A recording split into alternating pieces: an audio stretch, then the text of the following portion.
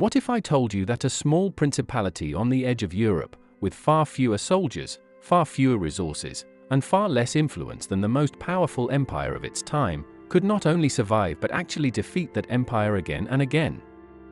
That's exactly what happened in the 15th century with Stephen the Great, the Prince of Moldavia, who spent almost 50 years waging war against the unstoppable Ottoman Empire.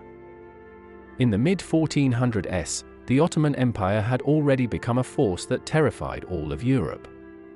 They had captured Constantinople, expanded across the Balkans, and sent armies that crushed kingdoms with terrifying speed and efficiency. Cities fell, rulers were deposed, and populations were uprooted.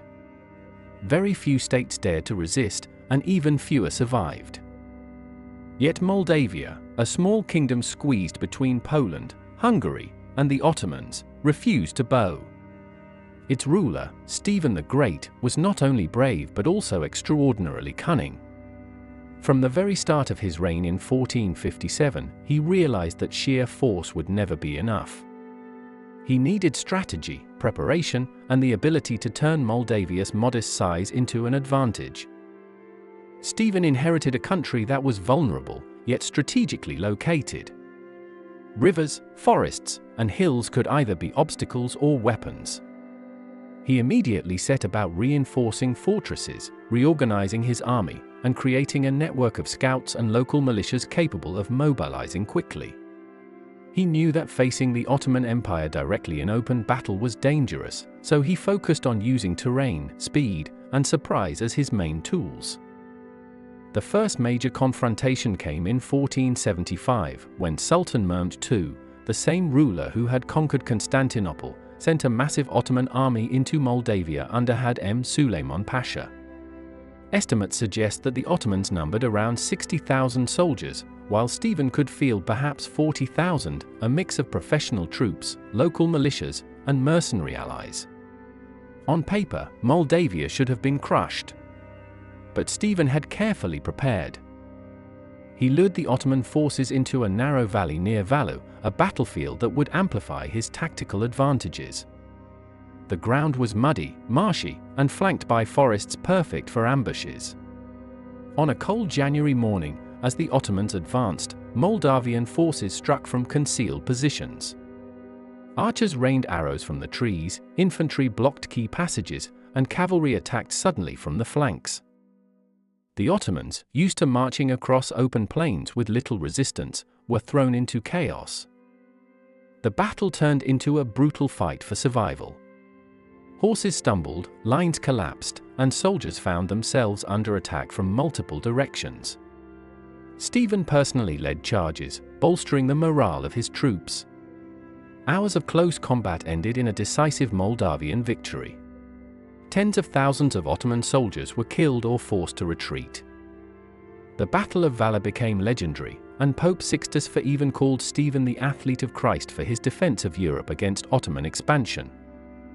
But the war was far from over. The Ottomans were persistent, sending even larger armies into Moldavia in 1476. This time, Stephen faced an invasion personally led by Sultan Mehmed II. In the Battle of Vaslui Alb, the Moldavian forces suffered losses in open combat. Yet Stephen's genius was in retreat, harassment, and attrition.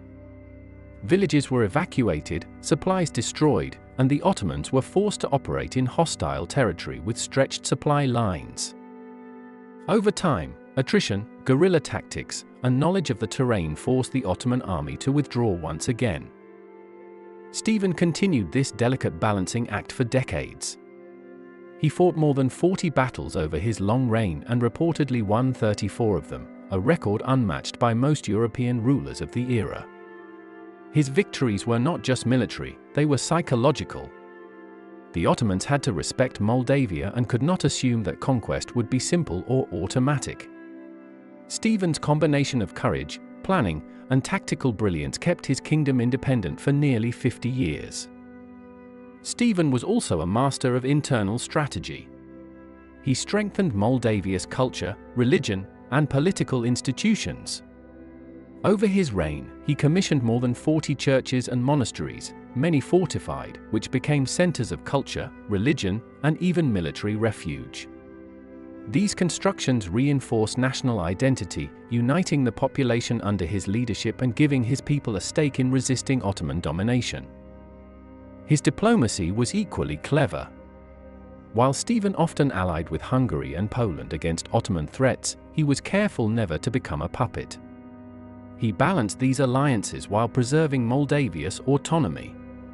Tribute payments were used strategically, not as submission, allowing Moldavia to survive politically even when facing overwhelming odds. By the end of the 15th century, Stephen the Great had earned a reputation that extended far beyond Moldavia. He was admired, feared, and respected throughout Eastern Europe. He became a symbol of resistance, proving that a small state could stand against the most powerful empire of the era. His victory showed that strategy, courage, and intelligence could compensate for lack of size or wealth. Stephen died in 1504, leaving behind a legacy that would endure for centuries. He had not only defended Moldavia but had ensured its survival as a distinct state in a time when most smaller principalities were swallowed by larger empires. His nearly 50-year reign was a testament to the power of leadership, preparation, and determination. Generations later, he would be remembered as one of the greatest national heroes of Romania and Moldova, a ruler whose name became synonymous with courage against impossible odds. The story of Stephen the Great shows us that survival is not always about numbers, and that the will to resist, combined with skillful planning and knowledge of the environment, can allow even the smallest states to stand against empires. His victories at Vaslui and Valia Alb remain some of the most remarkable military feats of the Middle Ages.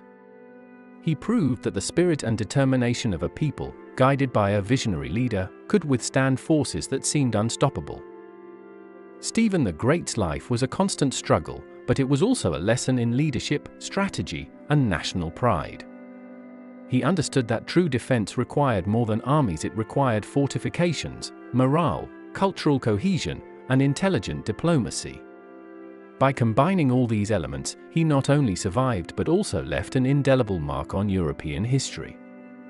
If you enjoyed this story of Stephen the Great and his epic struggle against the Ottoman Empire, make sure to like the video and subscribe for more legendary battles and historic heroes. And if you want to see another incredible tale of a smaller force defying a massive empire, check out the next video on your screen.